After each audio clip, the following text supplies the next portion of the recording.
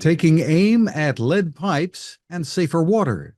Welcome back to Techstination. I'm Fred Fishkin.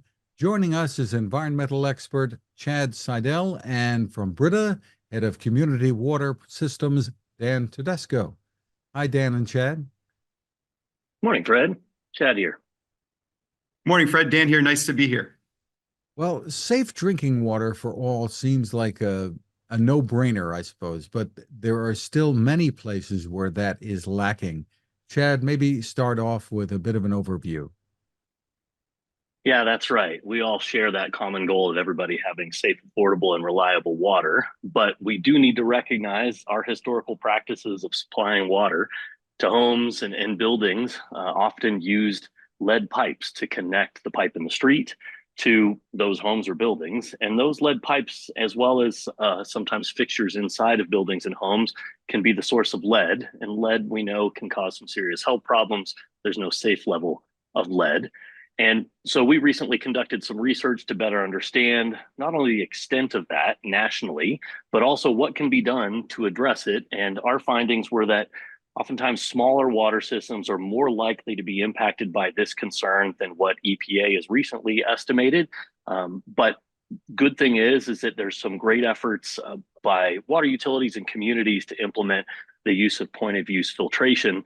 So those homes, it will take longer for those utilities to replace those lead pipes, will get protection by using a filter earlier on. And that gives everybody a chance to have equal public health protection, whether they're the first house to have their lead pipe removed or the last. I suppose one of the big issues is where these pipes are located underground and having to dig things up, maybe tear up streets, sidewalks, etc.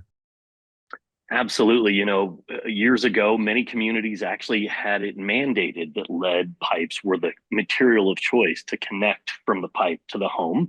And in several of those locations, the records, as you can imagine, from decades and decades ago, aren't readily available or perhaps reliable to tell us where those were. And so you're right, it's a big lift for water utilities to figure out where those are. It takes a lot of engagement from their customers, the community members, to do that. And just recently, all those water utilities had to submit to their state regulatory agency and US EPA their initial inventory of where all those lead service lines are located.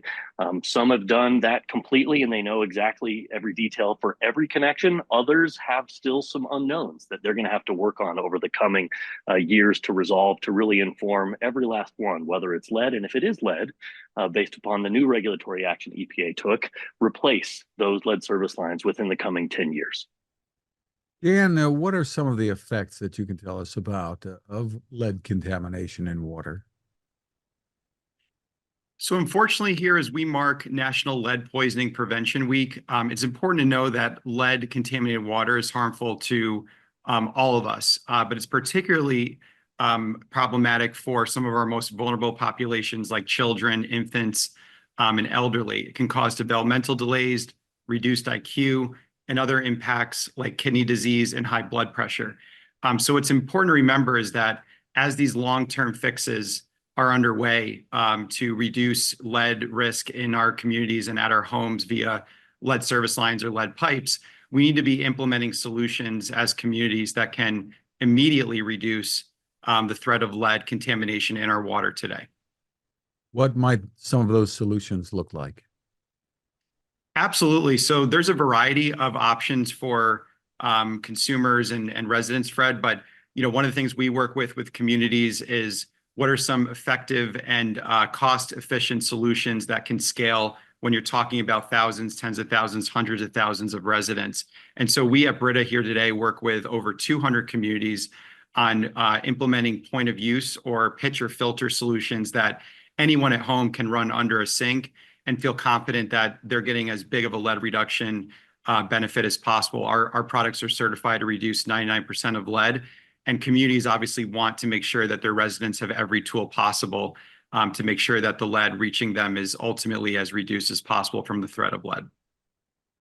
And do you have different solutions? A lot of us are very familiar with the Brita pitchers. Are there other solutions? As you mentioned, under sink. Is there something along those lines as well, or what can you tell us? Sure. So one of the concerns we hear from communities is what's going to be universally applicable to everyone and something that they can afford. And what we find is typically communities are asking for that pitcher filter or something that they can mount on their faucet. Unfortunately, those faucet mounts are not always compatible with some of the wands and different types of fixtures that are in homes. So that pitcher filter is going to be universally compatible. And it's our Brita Elite solution. So it's a light blue color that you want to look for. That's the product that's certified to reduce 99% of lead. And of course, there are people who have refrigerators that provide water and ice cubes and things like that. And I guess they need to be especially cautious as well. The approach that consumers can use, like Dan mentioned, is there are specific certifications for these, and NSF provides information on that. Those certifications are readily available so consumers can know if the devices that they already have in their home meet that, and if they don't, what other devices can be used to meet those expectations. What is some of the newer research that is out there on lead and this issue? I'm glad to speak to the research that we've been conducting. Just recently published the results of our comparison of how EPA estimated the impacts of their recently finalized lead and copper rule improvements. And that new regulation builds upon historical regulations meant to reduce concentrations of both lead and copper in that tap, in your kitchen sink and throughout your homes and buildings. EPA, as I mentioned before, estimates as many as 9 million lead service lines in the US. And it's those lead service lines and other plumbing that contains lead that concerns us, that can cause the lead concentrations at the tap to increase. Our research found that smaller water systems, those serving fewer than 3,300 people, are more likely to have a greater impact from that than what EPA estimated, whereas larger water systems perhaps won't have as much an impact as EPA estimated. And so the real impact for that for your listeners is in smaller communities in particular. It's important to be aware, learn about the health implications of lead, check with your water system about if you have a lead service line connecting to your home. You can follow up with them. Larger water systems have websites that will show you your address and whether or not there is lead connecting you to their water system. And no matter that outcome, you can take action on your own by using point of use filtration to be able to reduce concentrations of lead exposure, which we see being applied in many water utilities across the country to proactively address the concerns. It's going to take many years to remove those lead service lines. EPA is expecting that to happen within 10 years now. And so we think that this is a good approach. So even the folks that have their service line replaced last, perhaps a decade from now, have the same health protection as those that have theirs replaced first, or perhaps have already had theirs replaced. In addition to those community or regional websites, are there other places people can go for more information here? So we'd encourage everyone to do two things. One is to visit your local water utility's website or call your local water utility and get information specific to your home. Your utility will be able to provide a set of steps to either identify if you have lead fixtures or a lead service line, and what you should do about it to help keep yourself and your family safe.